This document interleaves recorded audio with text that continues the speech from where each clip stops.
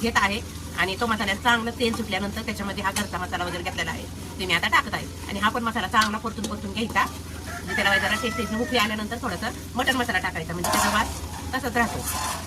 आणि व्हिडिओ आवडला तर लाईक करा, शेअर करा. आणि मी ब्लॉग टाकत आहे, लॉंग व्हिडिओ. तरी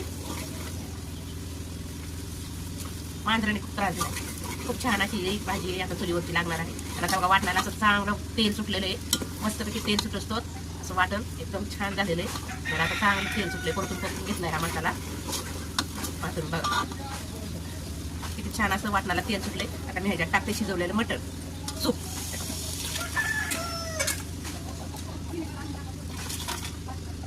भाजी टाकली मी फोडणीला.